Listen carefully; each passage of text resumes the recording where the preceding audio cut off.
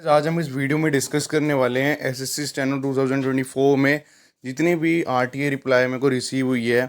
मैंने grade C के लिए जितने भी डिपार्टमेंट्स हमारे इस बार अलॉट करे गए हैं, मैंने उन सब में आरटीए लगाई थी और जिन जिन की रिप्लाई मेरे को मिल चुके हैं उनको मैंने इस वीडियो में पूरा कंप्लीट नोट कर लिया है। तो मैं आपको इस वीडियो में यही शेयर करूँगा कि हर डिपार्टमेंट की कहाँ कहाँ पर पोस्टिंग अवेलेबल है और कौन कौन सी पोस्टिंग जहाँ पर इस प्लेसेस पे वो दे सकते हैं। तो सबसे पहले हम बात कर लेते हैं ministry of finance, CBIC, central board of indirect tax and custom. तो इसके लिए जो आरटीए रिप्लाई आया है उसमें ये आया है, तो सीबीआईसी की जितनी भी ग्रेड सी में वैकेंसीज अवेलेबल हैं ये आपके सामने पूरा चार्ट है। तो इसमें आप देख सकते हो कि कहाँ कहाँ कौन कौन से एरिए में जोन वाइज वैकेंसीज अवेलेबल हैं।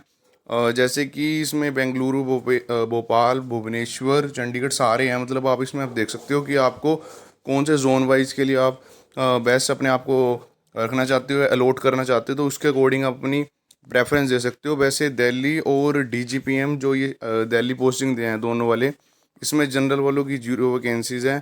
तो आप उसके हिसाब से देख सकते हो कैसे वैकेंसी आपको किस हिसाब से अपनी पोस्ट प्रेफरेंस में फिल करना है। तो सेकंड डिपार्टमेंट है सीएटी, सेंट्रल एडमिनिस्ट्रेटिव ट्रिब्यूनल। तो इसका जो आरटीए रिप्लाई मेरे को रिसीव हुआ है उसमें ये मेंशन है कि जो हमारी वैकेंसीज़ हैं, पहले वो जो मैंने जो आरटीए रिप्लाई लगाया था उसमें प्रेजेंट पे जो वैकेंसी हमें शो हो रही है पीडीएफ में, उसमें जो जनरल की वैकेंसी है वो 2 हैं। पर जो ये अभी मेरे को आरटीए रिप्लाई रिसीव हुआ इसमें इसकी वैकेंसी को इंक्रीज़ कर दिया गया है। तो अब जो टोटल वैकेंसी ना वो 6 हो चुकी हैं। पहले जनरल की यूआर की 2 वैकेंसी थी, अब वो 4 हो चुकी हैं। और ओबीसी की 2 वैकेंसीज़ है। और जो जो नीचे आपको दिख रहे हैं ना प्रिंसिपल ब्रांच, यहाँ पर वैकेंसीज अवेलेबल हैं। जैसे कि ये अहमदाबाद, इलाहाबाद, बेंगलुरु, चंडीगढ़, चेन्नई, कटक, एर्नाकुलम, हैदराबाद, जयपुर, जोधपुर, मुंबई, पटना और श्रीनगर, यहाँ पर वैकेंसीज अवेलेबल हैं। तो ये जो 6 वैकेंसीज हैं वो इन इन एरिया में अलॉट होंगी। तो आप देख सकते हो कि आपको अगर आप इस एरिया में जितने भी हैं ये स्टेट में आपको पोस्टिंग चाहिए तो आप डेफिनेटली कैट को अपनी पोस्ट प्रेफरेंस में ऊपर रख सकते हो। उसके बाद थर्ड बात कर लेते हैं ministry of corporate affair, NCLT. तो इसका जो आरटीए रिप्लाई रिसीव हुआ है मेरे को, तो उसमें जो हमारी 7 वैकेंसीज़ हैं तो उसमें ये बेंच वाइज अलॉट करी गई हैं। अहमदाबाद, इलाहाबाद, चंडीगढ़, कटक, हैदराबाद, बेंगलुरु और गुवाहाटी। तो इन सब में एक एक पोस्ट अवेलेबल है। तो 7 वैकेंसीज़ को इस टाइप में डिवाइड कर दिया गया है। तो ये कंप्लीट है ministry of corporate affair, NCLT. तो आप इसमें आप अपनी प्रेफरेंस दे सकते हो इसके अकॉर्डिंग। और उसके बाद हम बात कर लेते हैं, ये 3 डिपार्टमेंट मिनिस्ट्री होगी। उसके बाद ministry of home affairs IB. तो मैंने इसमें भी आरटीए रिप्लाई आया था, पर इसमें जो आरटीए रिप्लाई मेरे को रिसीव हुआ है उसमें इन्फॉर्मेशन को एज अ नील करा गया है। बिकॉज कई डिपार्टमेंट अपनी इन्फॉर्मेशन को डिस्क्लोज़ नहीं करना चाहते, वो सीक्रेट रखते हैं। तो होम अफेयर्स और जो आईबी है वो उन्हीं में से एक है। तो इसमें इन्फॉर्मेशन डिस्क्लोज़ नहीं करी गई है। तो इसमें आपको जो पोस्टिंग है वो रैंक के अकॉर्डिंग या फिर अलॉट कर दी जाती है। तो इसमें आपको पोस्टिंग ऑल ओवर इंडिया कहीं भी मिल सकती है। तो आप होम अफेयर्स दे सकते हो भाई। उसके बाद ministry of external affair, MEA. तो इसकी जो डेफिनेटली पोस्टिंग है वो हमेशा 99 to 100% जो है वो दिल्ली ही होती है, ministry of external affair, MEA. उसके बाद 6th है इलेक्शन कमीशन ऑफ इंडिया।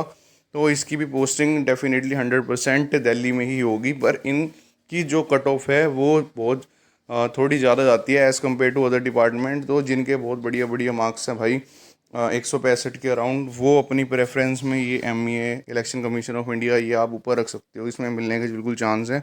उसके बाद मिनिस्ट्री ऑफ कम्युनिकेशन, टीआरएआई। तो भाई इसकी आरटीए रिप्लाई मेरे को अभी रिप्लाई नहीं आया इसमें। आई थिंक मेरे को ऐसा लग रहा है कि मैंने चेक करा था, जो टीआरएआई है इसका जो हेड ऑफिस है वो दिल्ली में है, पर इसके अदर सब ऑफिस भी हैं।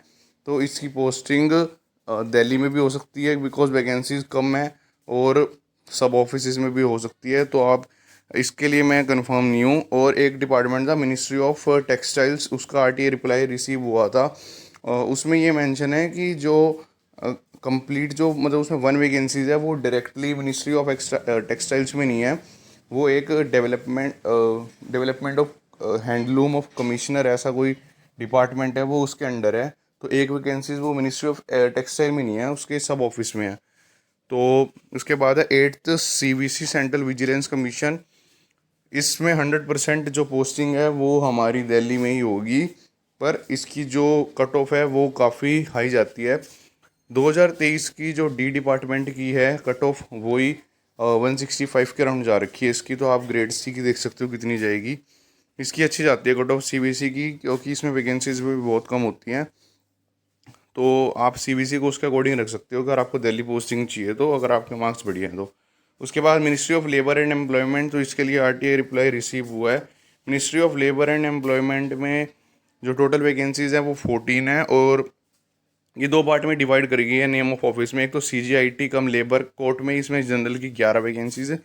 और जो वैकेंसीज डिवाइड कर दी गई हैं तो आप इसमें देख सकते हो कि जो CGIT कम लेबर कोर्ट है और DGLW में 2 हैं, इनमें तो वैकेंसीज को डिवाइड कर दिया गया है। तो ये ministry of labour and employment का जो RTI रिप्ले, और आप प्रॉपर आपको देखना है कि भाई 11 वैकेंसीज कहाँ कहाँ पर अलॉट है। तो जो जो ये सामने आपके सामने स्टेट हैं उनमें गुजरात, तमिलनाडु, केरला, उत्तर प्रदेश, मध्य प्रदेश, असम, महाराष्ट्र, और दो दो पोस्ट हमारी चंडीगढ़ और झारखंड में है। तो ये ministry of labour and employment का RTI रिप्लाई है। तो अगर आपको इन posting in departments in states में चाहिए तो आप अपनी प्रेफरेंस में ministry of labour and employment ऊपर रख सकते हो अबव पे।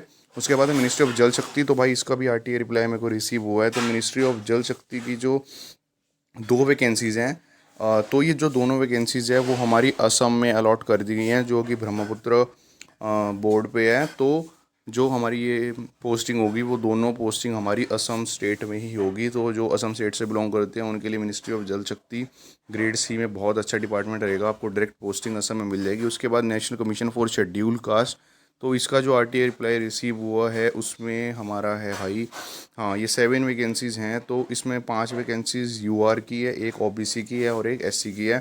तो इसमें प्रॉपर जो है ये 12 स्टेट ऑफिसेज हैं। तो इनमें आपको वैकेंसीज़ जो है वो अलॉट करी जाएंगी। अगरतला, अहमदाबाद, बेंगलुरु, चंडीगढ़, चेन्नई, गुवाहाटी, हैदराबाद, कोलकाता, लखनऊ, पटना, पुणे और तिरुवनंतपुरम। तो इन इन स्टेट्स में इन प्लेसेस पर हमारी जो वैकेंसीज़ हैं वो 7 वो अवेलेबल हैं। तो आपको इन ऑफिसेज में वैकेंसीज जो हैं वो अलॉट कर दी जाएंगी national commission for schedule caste. तो ये मेरे को RTI सारे जितने भी रिप्लाई रिसीव हुए थे ग्रेड सी को लेकर वो मैंने आपके सामने सारे मेंशन और प्रेजेंट कर दिए हैं।